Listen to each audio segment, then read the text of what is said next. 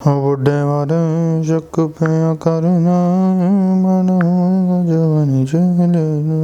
ओए पेट्रोल कम हो गया, पेट्रोल की प्राइस कम हो गई है। 93 रुपये का है, 93 का हो गया। बढ़ता है तो 10 रुपये बढ़ता है, कम होता है 3 रुपये। ये थोड़ा सा ना लेफ्ट हो जाए।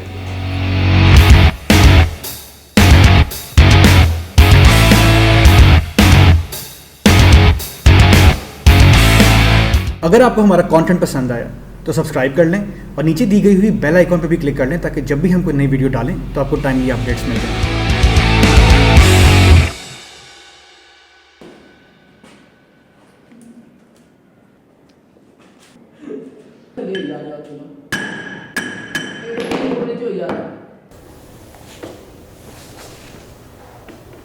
वो भाई पीछे ऑटो जीनी के बारे में बता रहा है, पहला एपिसोड है कारिस्तानिया का।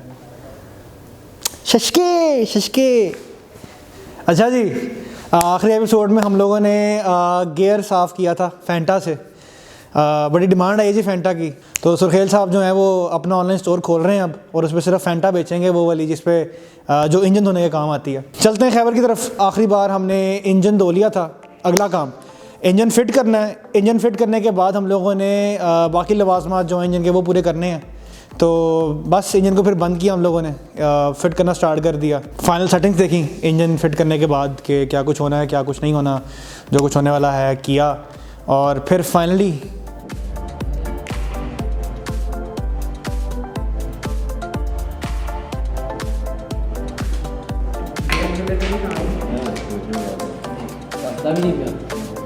बोला नहीं था।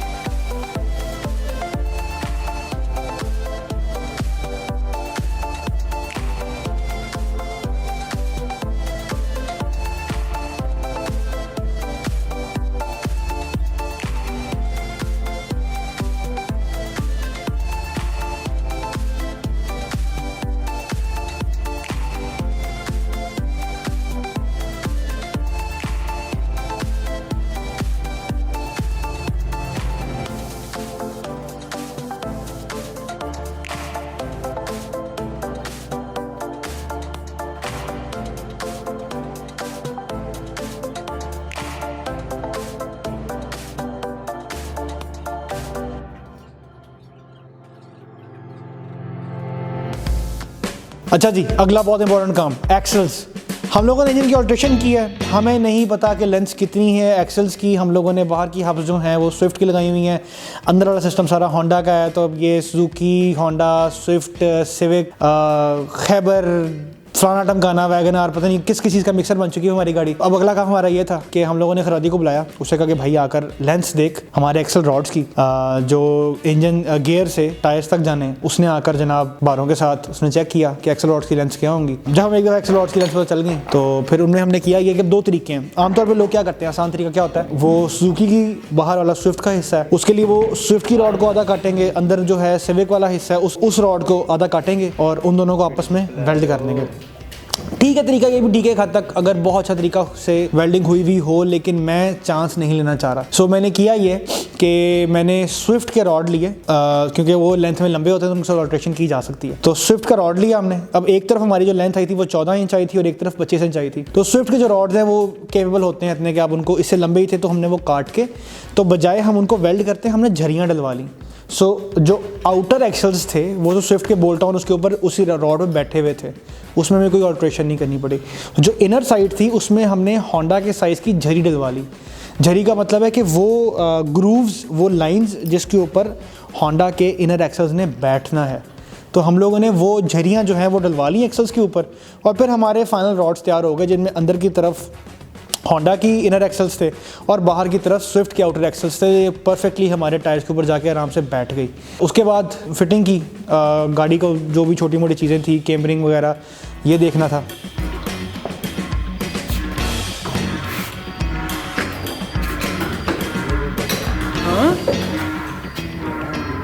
ये वाला बड़ा छोटा लगना इससे भी। इंजन में यार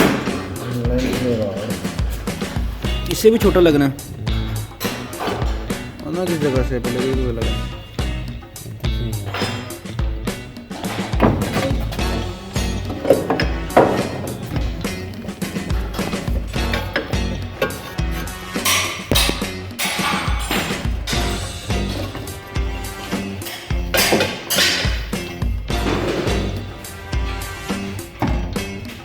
और अंदर जाएगा ये।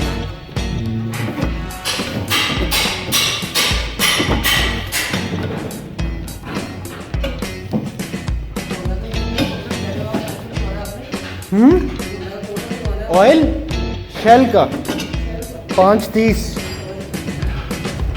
जो पहले डलता है इसमें।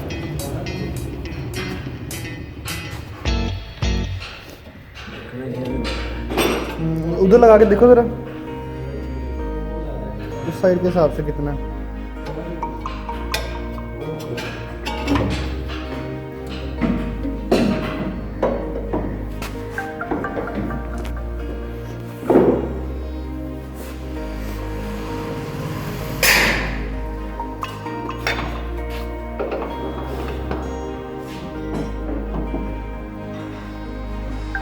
छोटा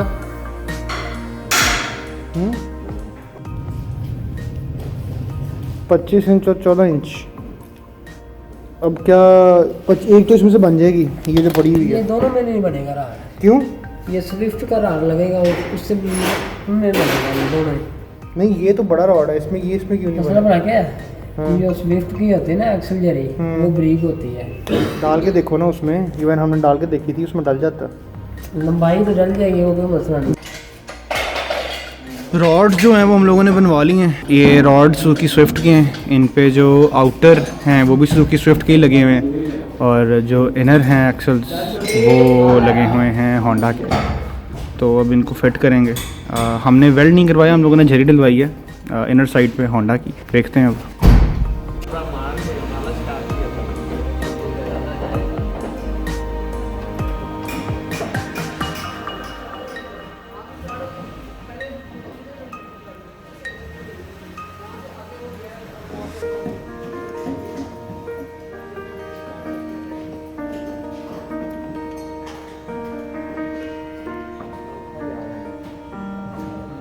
क्यों?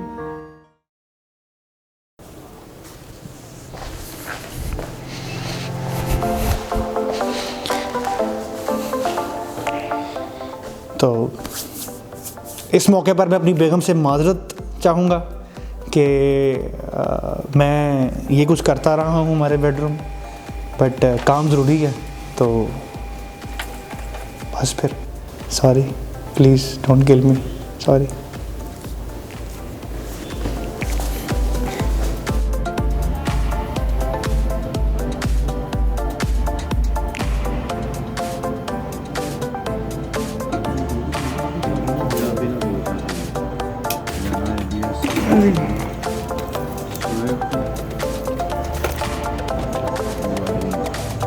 अच्छा यार, हमें ये वायरिंग मिल गई, अब इसको जाके देखेंगे। ये भाईजान है, ये भाईजान है। सर दुकान का नंबर क्या है आपकी? सर मेरे को तो है, लोगों को भी दस दो कि की कुछ बेचते हो, ਤੁਹਾਡੇ ਕੋਲ ਹੁੰਦਾ ਕੀ कुछ है? बतासो उन्होंने यार तुसी दस दो यार। यार हमारे पास लियाना, बलिनो, आल्टो, वैगनार, जापानी और पाकिस्तानी का सामान अवेलेबल है। यानी अगर आप लोगों ने खैबर APS करनी है और अगर मेरी हो गई तो ये भाई से आपने रब्ता करना। सर नंबर बता दें अपना। 0321406596 गुड हो गया। सुरखेल साहब हो गए हैं पागल। बेगम चली गई है मैके और फ़िलहाल बेगम की जगह बेड पे ले ली है हमारी वायरिंग ने, APS की वायरिंग। पूरी रात जो है वो हम अब इस वायरिंग के साथ खेलने वाले हैं, देखते हैं।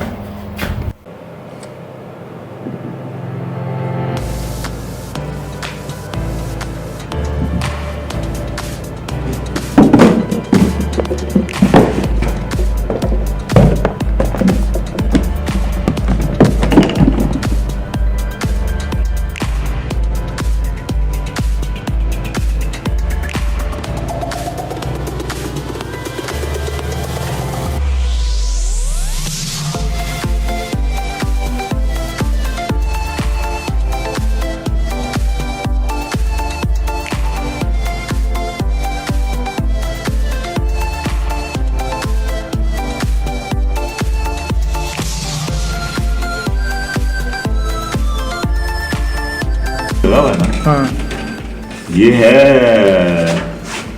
न्यूट्रल तार, क्या मतलब? ये न्यूट्रल को फ्यूज किया हुआ है। न्यूट्रल को फ्यूज़ किया हुआ। हाँ।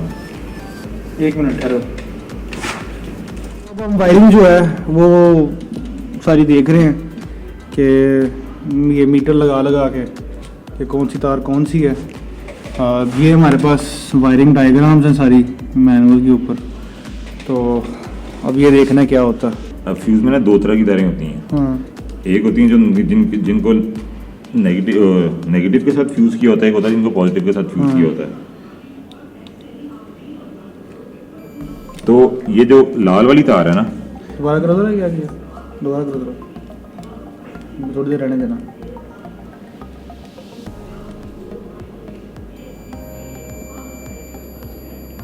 छोड़ो उसको। ठीक है, अच्छा क्या कह रहे हैं? दो तारें हैं ना, हम्म, कुछ तारों को ये बेसिकली ये वो है आपका ग्रिप मेन जो कि पॉजिटिव और नेगेटिव को इसके अंदर लेके आ रहा है। हाँ, अब इसके अंदर दो तरह की तारें होती हैं। एक तो ये होता है कि कुछ फ्यूज होते हैं, जो ये वाली लाइन है ये फ्यूज की, उसको नेगेटिव के ये मतलब कि वो काली तार के साथ हैं और वो काली तार को ग्रिप फ्यूज किया हुआ है, जिसके अंदर फॉर एग्जांपल हेडलाइट्स की और इस तरह की तारें आती हैं। जो ये वाली लाइन है, ये वाली ये वाइट के साथ फ्यूज की हुई है, मतलब ये पॉजिटिव के साथ फ्यूज्ड है। तो अब जो है ना ये एक ये तो है, ठीक है ना, ये तो ये 9 नंबर जो है 9 नंबर ये तो इसका फ्यूज है, ये तो कंफर्म है कि ये नंबर आपकी आ गई, 9 नंबर है। ये रेड वाली तार है और ये काली के साथ है फ्यूज्ड। या मतलब ये ग्राउंड है, ये ग्राउंड है, ये ग्राउंड। तो फिर जो दो ग्राउंड उसको वैसे जा रही हैं वो। अच्छा, अब ये मुझे नहीं पता, ये देखना पड़ेगा फिर क्या सीन है, या फिर ये देखना पड़ेगा कि ये काली तार जो है ये क्या है। वैसे मेरे ख्याल से तो ये काली ग्राउंड ही है। अच्छा, दूसरी बात अब आ गई जो कि ये काली जा उसके अंदर रही है। कौन सी? ये काली इसके अंदर जा रही है, दोनों तारें इसके अंदर जा रही हैं, एक ये जा रही है, एक ये जा रही है, ठीक है। अब पीछे रह गई दूसरी चीज़, अब ये आगे कि ये नीली तार कहाँ से आती है। ये नीली तार भी उसमें से ही आ रही है। ठीक है, अभी नीली तार भी उसी की है, लेकिन नीली का मतलब फिर ये हुआ कि ये भी किसी ना किसी फ्यूज़ की ही होगी। अभी देखते हैं कि किस फ्यूज़ की है। ये इस फ्यूज़ की है, ये वाला जो है। ये भी 9 के साथ जो नीचे फ्यूज़ है 17 नंबर। 17 नंबर इसमें क्या है? 17 अगले ये भी ABS का कुछ होना चाहिए 17 नंबर। हाँ, ABS सोलिनॉइड की तार है 17 नंबर। ABS सोलिनॉइड 17 नहीं है, 16 है।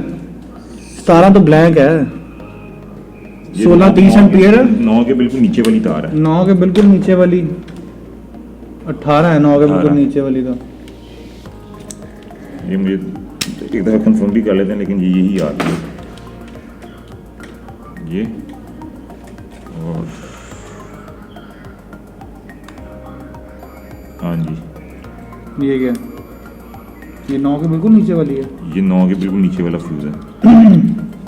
1 2 3 चौथा फ्यूज है। 18 देखो उधर 18 पे क्या है?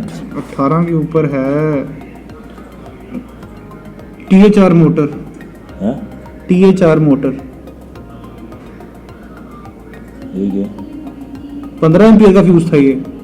नहीं, ये 30 एम्पियर का था। 30 एम्पियर का यहाँ पे ABS सोलिनॉइड का ही है और ये ABS कंट्रोल मॉड्यूल पे जा रहा है। आप हाँ। गलत देख रहे हो, आप रपड़ गलत रहे हो उसको। क्या? आपने गलत पकड़ा हुआ है ना यार। ये देखो, ये ऐसे है।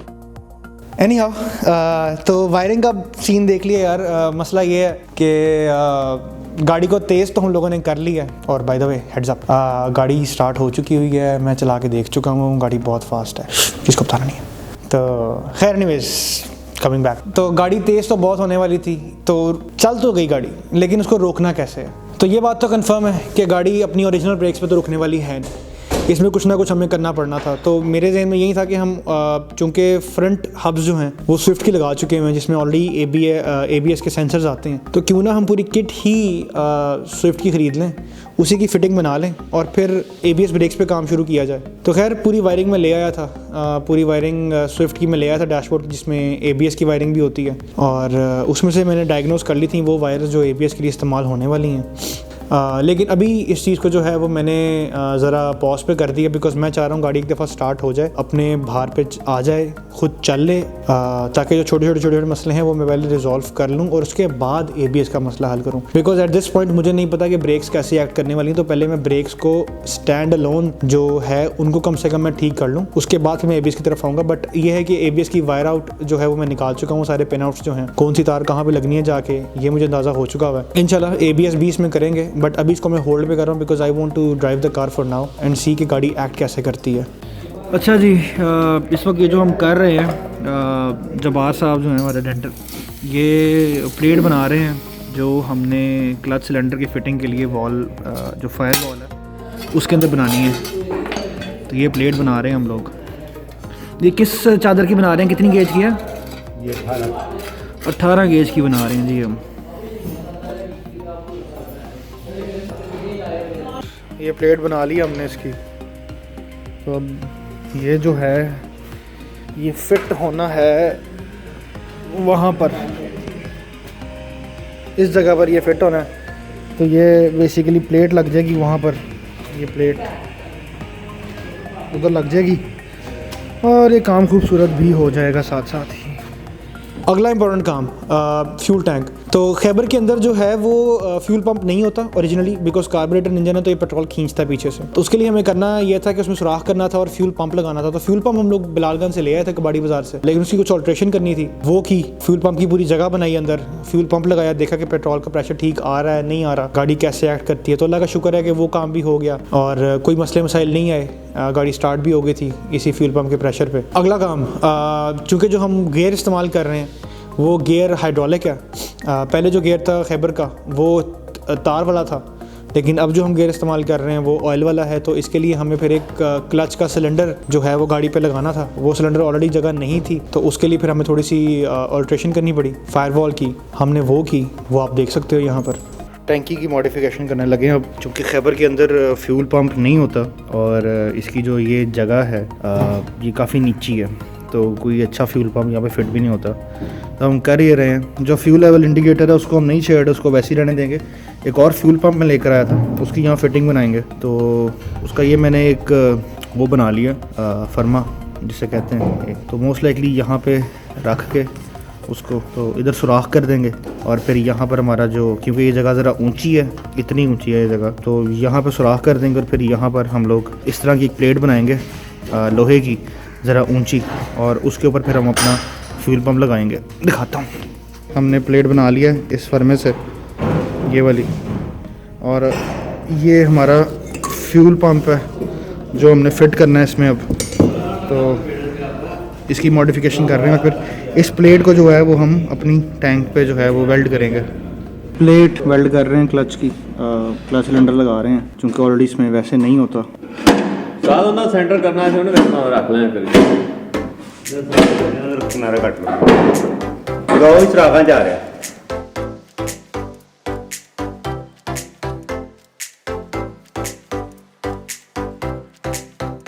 ये ब्रैकेट बनाया इसका, इधर लग रहा था, ये ग्राइंड करके बराबर किया और अभी ये बिल्कुल पूरा आ रहा है जैक की जगह।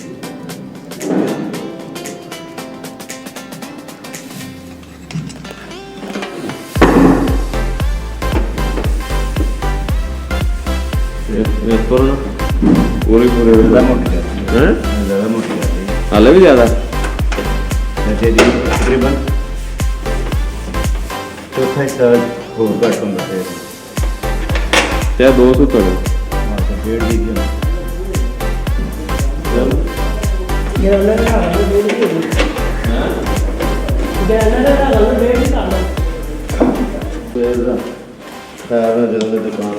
अच्छा, और हमारा रेडिएटर जो है वो ये बना के ले आए हैं,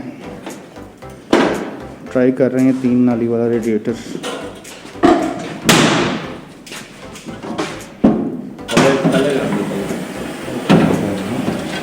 अच्छी खासी थिकनेस है इसकी।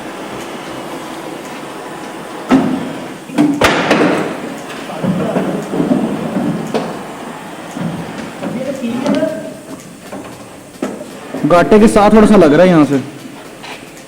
जहाँ गाटा बैठता है ना, लंसर का काटा हाँ सिलेंसर का गाटा। तरफ हो जाएगा।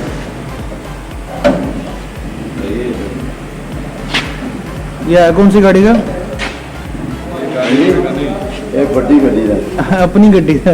ਨਹੀਂ ਵੱਡੀ ਗੱਡੀ ਜਿਹੜੀ ਚਾਈਨਾ ਦੀ ਆਈ ਨਹੀਂ ਵੱਡੀ ਗੱਡੀ ਜਿਹੜੀ हाँ ਲੋਡਰ हाँ ਉਹਨਾਂ ਦੇ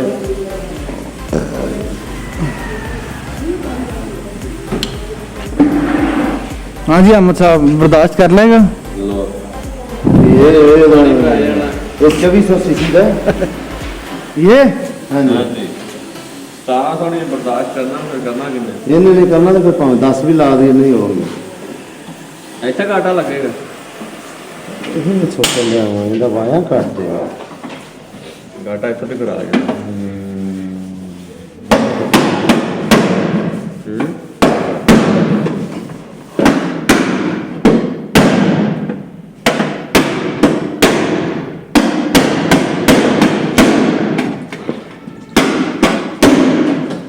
ਜਾਂ ਫਿਰ ਇੱਥੇ ਕਰਕੇ ਕਰ ਦਿਓ ਨਹੀਂ ਇੱਥੇ ਨਹੀਂ ਐਂ ਦਾ ਉਹ ਵੀ ਜਿਵੇਂ ਉਹ ਲਾਣਾ ਇੰਜ ਸਿੱਧਾ ਲਾ ਕੇ ਇਹ ਯੂ ਲਿਖ ਕੇ ਛੋਟਾ ਮਿਲਣਾ ਨਹੀਂ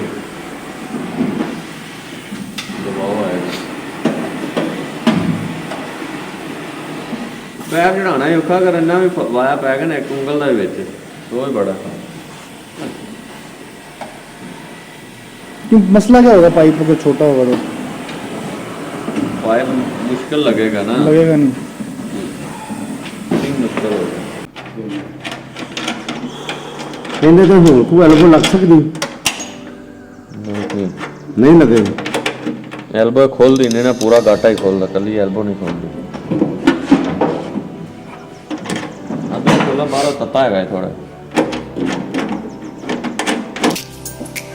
गरम कर करके अर्की विच अर्की बना देंगे ਅੱਛਾ ਉਹ ਵਾਲਾ जिस तरह डब्बी के विच बनी मैं थल्ले में चलो इधर नाट रखना थोड़ा पीछे ऊंचा होना चाहिए ਇੱਥੇ ਹੈਗਾ ਨਹੀਂ ਆ ਪਿੱਛੋਂ ਇੱਥੇ ਉਹਦੇ ਤੁਸੀਂ ਨਟ ਰੱਖਣਾ ਉਹ ਇੱਥੇ ਥੱਲੇ ਬਾਅਦ ਜਿਸ ਤਰ੍ਹਾਂ ਤੁਸੀਂ या ਥੱਲੇ ਥੋੜੀ ਬਾਹਰ ਠੋਕ ਕੇ ਕੱਢ ਦਿਓ बाहर ठोक के काट दो और बाद चो ਚਾਦਰ ਨਾ ਤੁਸੀਂ 12 ਦੇ ਨਾਟ ਦੀ ਨਹੀਂ ਬਾਹਰ ਕੱਢਣੀ ਇੱਥੇ ਉੱਤੇ ਵੇਖਿਆ ਬਾਅਦ ਇਧਰ ਫਿਰ ਤੇਲ ਪਹਿਲੇ ਕਰ ਲਈ ਹੈ ਨਾ ਉੱਤੇ ਵੇਖੋ ਇੱਥੇ ਦਾ ਸਿਲੰਡਰ ਸਿੱਧਾ એનર્ਜੀ ਪੁੱਛੀ ਸਾਰੇ ਦਾ ਜਦੋਂ ਬ੍ਰੇਕ ਕੱਢੇਗਾ ਨਾ ਇਹਦਾ ਵਾਇਆ ਹੈਗਾ ਇਧਰ ਇੱਥੇ ਜਾਏਗਾ ਇਹ ਇੱਥੇ ਆਇਆ ਨਾ ਫਿਰ ਇਹ ਬ੍ਰੇਕ ਵਾਲਾ ਜਿੱਧਰ ਪੈਣਾ ਨਾ ਅਗਰ ਬ੍ਰੇਕ ਘਟਦਾ ਹੈ ਨਾ ਤੇ ਪਹਿਲੇ ਖਤਮ ਹੋ ਜਾਂਦਾ ਬੇਟਾ ਉਹ ਤਾਂ ਸ਼ਾਮ ਨੂੰ ਜਾਂ ਫਿਰ ਅੱਗੇ ਉਤਲੇ ਨੂੰ ਗਰਮ ਕਰਕੇ ਨਾਲ ਬਿਠਾਤਾ ਜੇ ਹਾਂ ਵੈਸੇ ਨਿਕਲਣਾ ਨਹੀਂ ਚਾਹੀਦਾ ਜੀ ਨਿਕਲਣਾ ਨਹੀਂ ਨਿਕਲਦਾ ਚੌਲ ਚੱਲਦਾ ਜਦੋਂ ਰਾਹ ਆਪਣਾ ਆਪਣਾ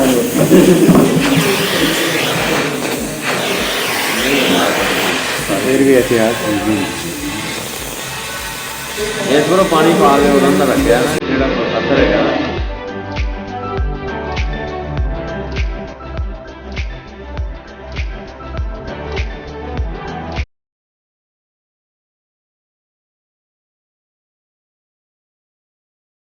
इन एपिसोड्स में इतना ज़्यादा टाइम क्यों लगा? मुझे बहुत ज़्यादा सवाल आते हैं कि यार इन एपिसोड्स में आपने इतना टाइम क्यों ले लिया और अब टाइम क्यों लग रहा है? देखो यार बात ये है कि इस टाइम कुछ नहीं तो 5 से 6 लोगों को तो मैं जानता हूँ जो ये एपिसोड्स देखकर जिन्होंने खैबर स्टार्ट कर ली हुई है प्रोजेक्ट खुद करना, और जो कुछ मैं अपनी गाड़ी में कर रहा हूँ तकरीबन उसे मिलता जुलता ही कुछ वो अपनी गाड़ियों में कर रहे हैं। ये सारी चीज़ें जो आप देख रहे हैं सारी ऑल्ट्रेशंस थी, ये मॉडिफिकेशंस थी। और ये काम जो इस एपिसोड में आप देख रहे हैं तकरीबन 1 से 1.5 महीने पहले हो चुका हुआ है, लेकिन मैं डाल क्यों नहीं रहा था इसका एपिसोड? उसकी वजह ये है कि बहुत सारी चीज़ें ऐसी हैं जो कि चेंज हुई हैं। बहुत सारे ऐसे काम हैं जो आप इस एपिसोड में आपने नहीं देखे, जो पहले मैंने किए और वो खातिर खा उनसे रिज़ल्ट्स नहीं मिले और फिर दोबारा काम वो सारा करना पड़ा। सो अगर मैं जिस तरह मैं काम करता जा रहा हूँ, अगर मैं उसी तरह डालता रहूँगा तो हो सकता है कि आज से 2 हफ्ते के बाद एक चीज़ काम ना करे और मुझे वापस रिवर्ट करना पड़े। तो मेरे तो पैसे ज़ाया होंगे ही होंगे वो वाले, लेकिन वो आपके भी हो जाएंगे, या वो जो लोग मुझे देखकर वो प्रोजेक्ट कर रहे हैं उनके भी ज़ाया हो जाएंगे। तो मैं कर ये रहा हूँ कि जो काम जितना करने के बाद जो चीज़ चल जाती है और बिल्कुल फाइनलाइज रिज़ल्ट सही दे रही होती है, मैं सिर्फ उन्हीं का एपिसोड डाल रहा हूँ, इसलिए मुझे टाइम लग रहा है। तो जो आज आप एपिसोड देख रहे हो वो महीना 1.5 महीना पहले से शूट हो चुका हुआ है वो सारा कंटेंट। उसमें जो चीज़ें इस एपिसोड में आप लोगों ने देखी हैं ये सारी वो हैं जो कि फ्रूटफुल रिजल्ट्स जिनसे मिले हैं, और सारी वो चीज़ें जिनसे फ्रूटफुल रिजल्ट्स नहीं मिले, जैसे एक्सल रॉड्स जो आप देख रहे हो। स्विफ्ट जो है वो हमारी पहली ऑप्शन नहीं थी, हम लोगों ने पहले सिविक एक्सल रॉड्स लगा कर देखे थे, वो काम नहीं किए। इसी तरह जो क्लच सिलेंडर आप देख रहे हो ये तीसरा क्लच सिलेंडर था जो हम लोगों ने बनाकर लगाया, जो फाइनली फ़िट किया हम लोगों ने। इससे पहले 2 क्लच सिलेंडर्स और देखे हम लोगों ने, वो काम नहीं किए।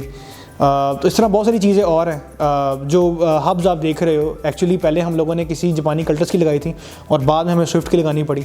तो इसीलिए मैं चाह ये रहा हूँ कि मैं कंटेंट तब यूट्यूब पर ऑनलाइन करूँ जब मैं उस चीज़ से सेटिस्फाई हो चुका हूँ। ये मॉडिफिकेशन जो हम लोगों ने की है ये ठीक है और ये आगे चलाई जा सकती है, और तब तक कंटेंट को मैं नहीं डालूँगा जब तक मैं उससे खुद सेटिस्फाइड ना हूँ।